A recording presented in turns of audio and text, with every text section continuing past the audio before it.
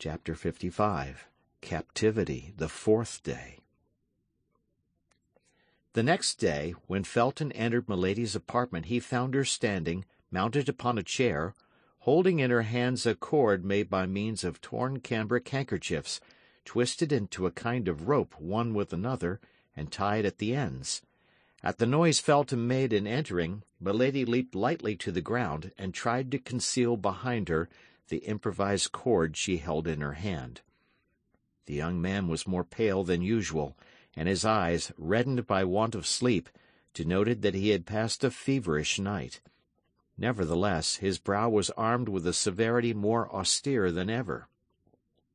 He advanced slowly toward Milady, who had seated herself, and taking an end of the murderous rope which, by neglect, or perhaps by design, she allowed to be seen, "What is this, madam?"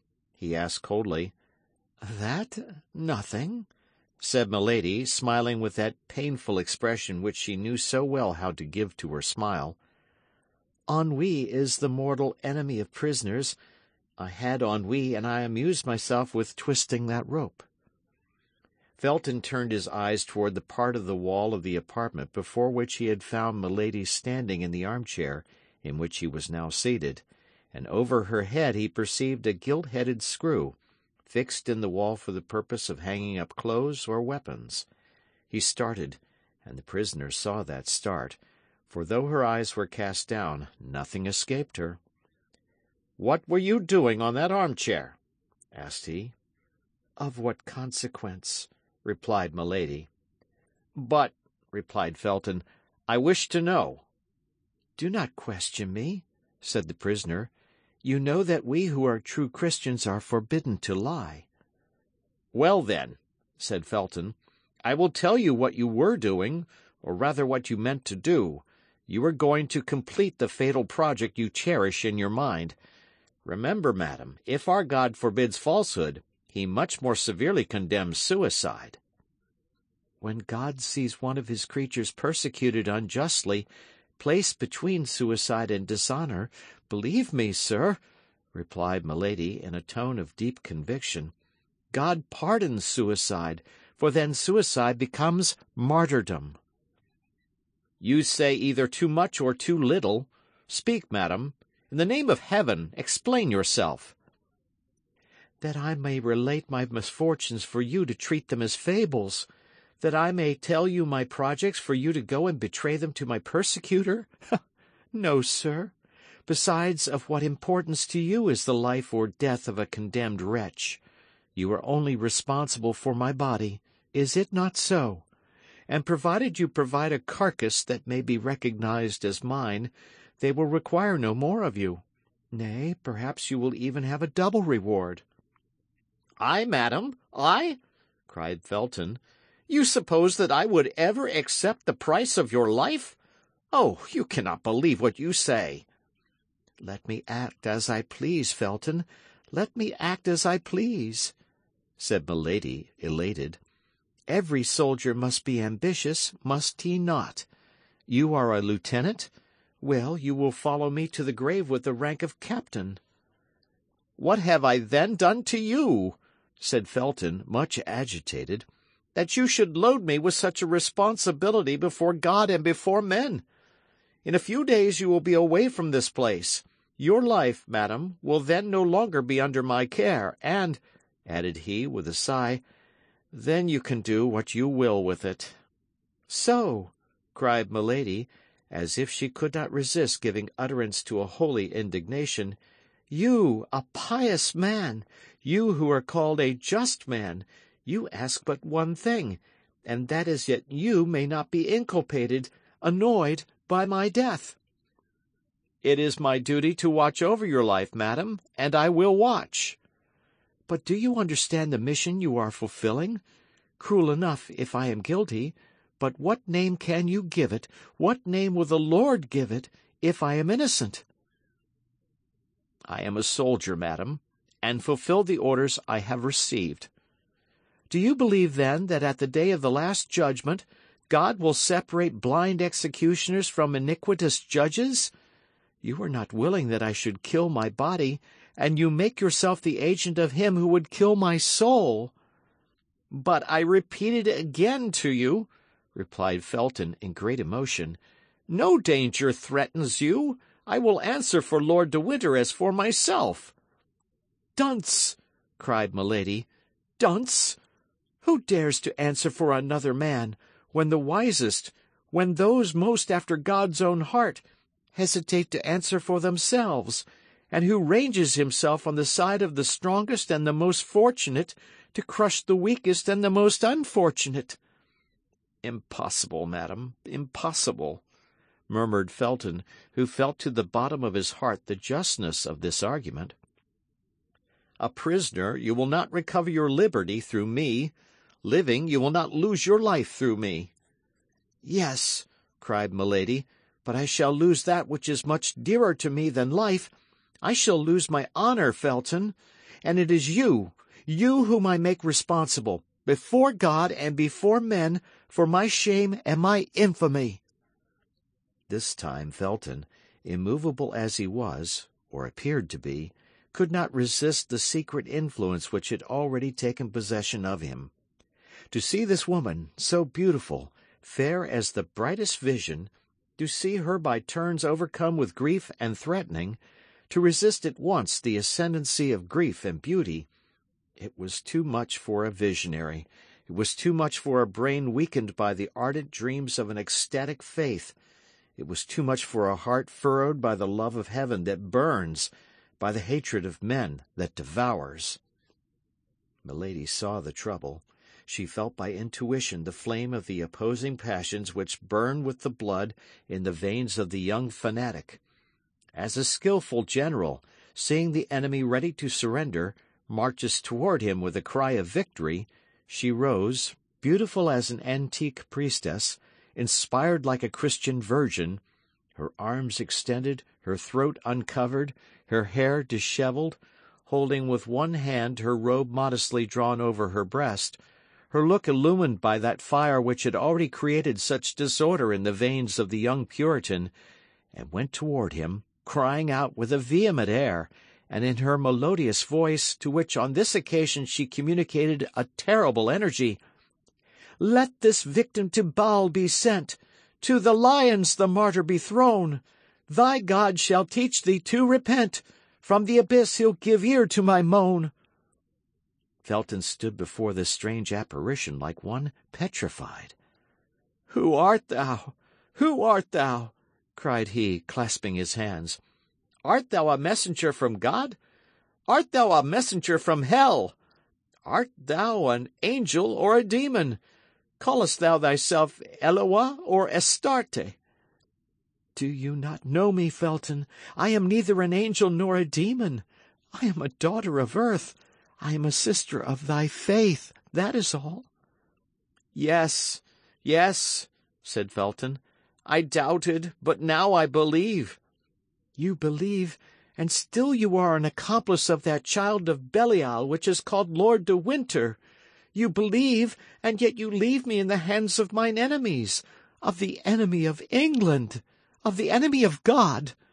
You believe, and yet you deliver me up to him who fills and defiles the world with his heresies and debaucheries, to that infamous Sardanapalus, whom the blind call the Duke of Buckingham, and whom believers name Antichrist."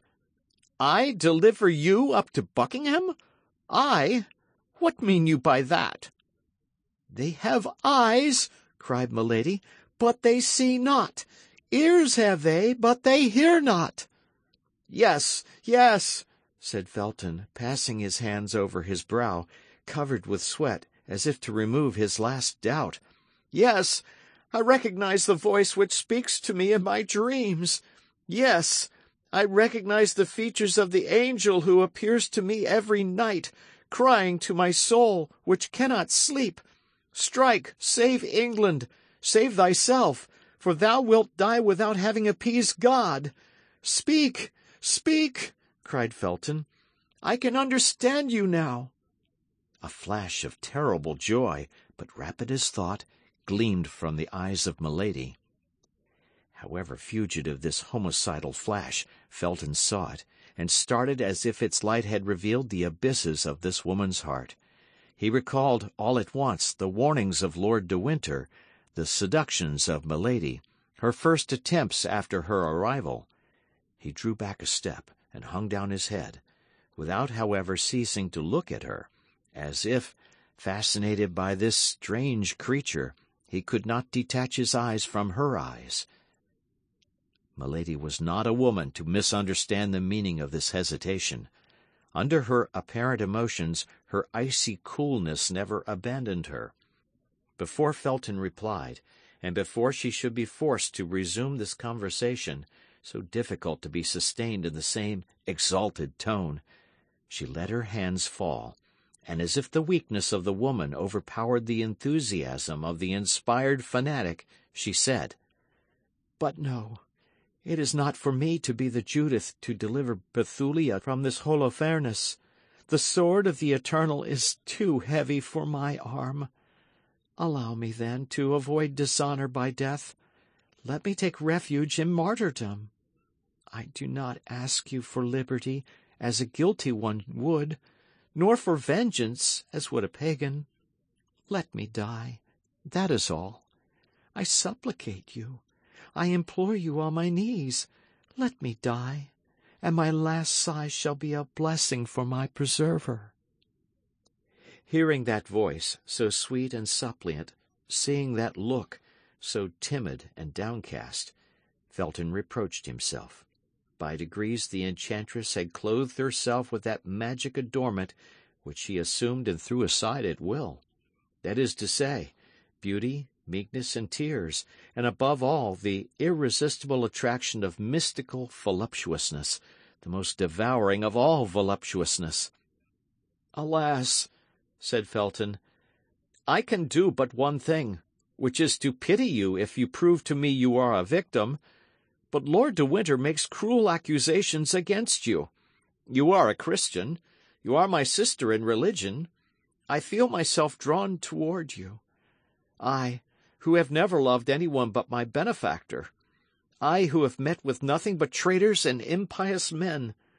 But you, madam, so beautiful in reality, you, so pure in appearance, must have committed great iniquities for Lord de Winter to pursue you thus." "They have eyes," repeated Milady with an accent of indescribable grief, "but they see not. Ears have they, but they hear not." "But," cried the young officer, "speak, then, speak!" "Confide my shame to you," cried Milady, with the blush of modesty upon her countenance, "for often the crime of one becomes the shame of another. Confide my shame to you, a man, and I a woman? Oh," continued she, placing her hand modestly over her beautiful eyes, "never, never, I could not." "To me? To a brother?" said Felton.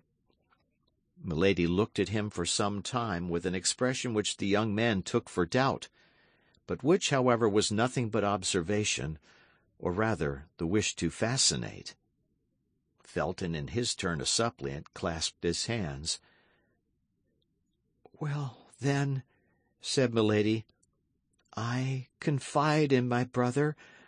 I will dare to—" At this moment the steps of Lord de Winter were heard, but this time the terrible brother-in-law of Milady did not content himself, as on the preceding day, with passing before the door and going away again. He paused, exchanged 2 words with the sentinel, then the door opened and he appeared. From the exchange of these 2 words Felton drew back quickly, and when Lord de Winter entered, he was several paces from the prisoner. The Baron entered slowly, sending a scrutinizing glance from Milady to the young officer. "You have been here a very long time, John," said he. "Has this woman been relating her crimes to you?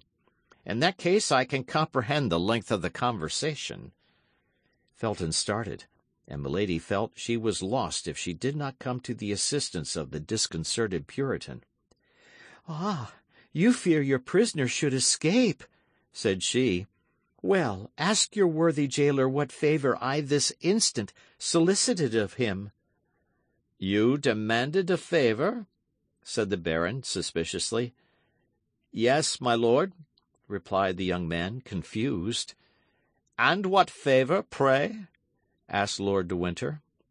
A knife, which she would return to me through the grating of the door a minute after she had received it, replied Felton. There is some one, then, concealed here whose throat this amiable lady is desirous of cutting, said de Winter in an ironical, contemptuous tone. There is myself, replied Milady. I have given you the choice between America and Tyburn, replied Lord de Winter. Choose Tyburn, madam. Believe me, the cord is more certain than the knife. Felton grew pale, and made a step forward, remembering that at the moment he entered, Milady had a rope in her hand. You are right, said she. I have often thought of it. Then she added in a low voice, and I will think of it again. Felton felt a shudder run to the marrow of his bones. Probably Lord de Winter perceived this emotion. Mistrust yourself, John, said he. I have placed reliance upon you, my friend. Beware! I have warned you. But be of good courage, my lad. In 3 days we shall be delivered from this creature, and where I shall send her she can harm nobody. You hear him! Cried Milady with vehemence, so that the baron might believe she was addressing heaven, and that Felton might understand she was addressing him. Felton lowered his head and reflected. The baron took the young officer by the arm, and turned his head over his shoulder so as not to lose sight of Milady till he was gone out. Well, said the prisoner, when the door was shut, I am not so far advanced as I believed. De Winter has changed his usual stupidity into a strange prudence. It is the desire of vengeance, and how desire moulds a man. As to Felton, he hesitates. Ah, he is not a man like that cursed D'Artagnan.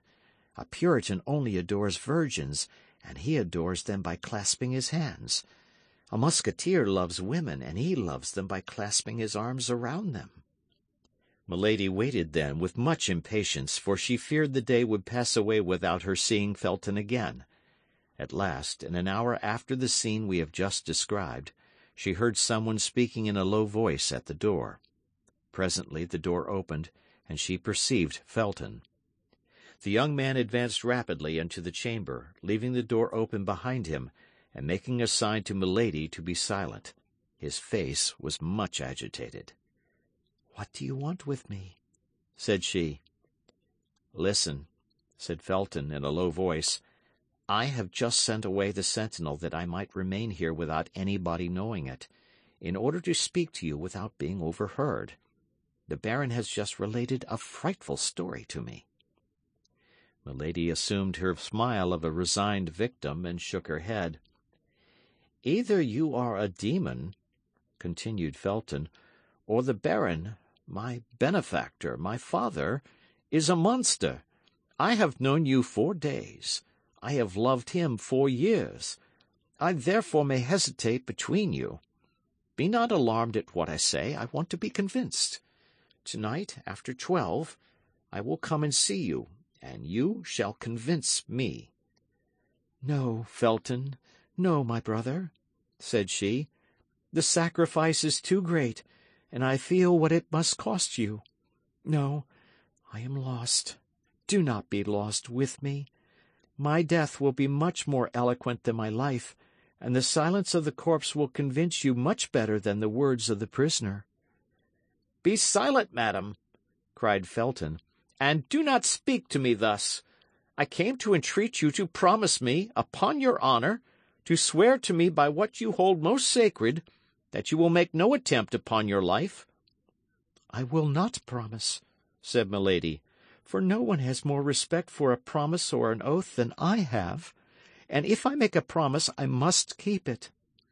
"Well," said Felton, "only promise till you have seen me again. If when you have seen me again you still persist, Well, then you shall be free, and I myself will give you the weapon you desire. Well, said Milady, for you I will wait. Swear. I swear it, by our God. Are you satisfied?